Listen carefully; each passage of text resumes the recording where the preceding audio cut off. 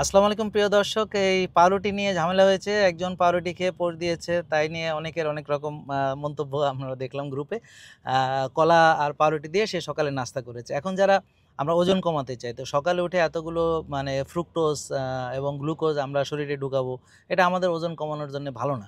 আর যারা মেইনটেনিং এ আছেন তারাও আমরা সকালবেলায় পাউরুটি কলা খাবো না। আর সবচেয়ে মজার ব্যাপার হলো পাউরুটিটা কি আপনারা স্বাস্থ্যকর ভেবেছেন?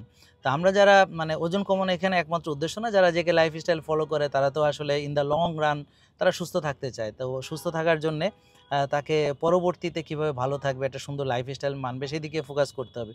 তো এটা একটা হাইলি প্রসেসড ফুড পাউরুটি, সেখানে রিফাইন্ড আটা এগুলো ব্যবহার করা হয় জেনেটিক্যালি মডিফাইড গম থেকে, কেমিক্যাল ফার্টিলাইজার পেস্টিসাইড দ্বারা উৎপাদিত, এবং এখানে মেশানো হয় হচ্ছে অনেক সুগার থাকে, লবণ থাকে অনেক, আর হচ্ছে এখানে হাই ফ্রুক্টোজ কর্ন সিরাপ থাকে, এবং এখানে অনেক প্রিজারভেটিভ থাকে এবং গ্লুটেনও থাকে। অর্থাৎ আপনি সকালবেলা উঠে এরকম একটা প্রসেসড ফুড শরীরে ঢুকালে এটা শরীরের জন্য ভালো না। মনে রাখবেন, বিষ অল্প হলেও সেটা বিষ। তো আমরা আসলে আপনাদের ভালোর জন্য এই কথাগুলো বলে থাকি, যেন আপনারা সচেতন হন এবং সুস্থ থাকেন। আর শুধু ওজন কমানো নয়, বরং ফিউচারে আপনার কেমন স্বাস্থ্য থাকবে এবং সারা জীবন একটা সুন্দর লাইফস্টাইল মানবেন, সেটার দিকে খেয়াল রাখতে হবে। সেই জন্যে আপনারা দয়া করে এইসব প্রসেসড ফুড থেকে চেষ্টা করুন বিরত থাকতে।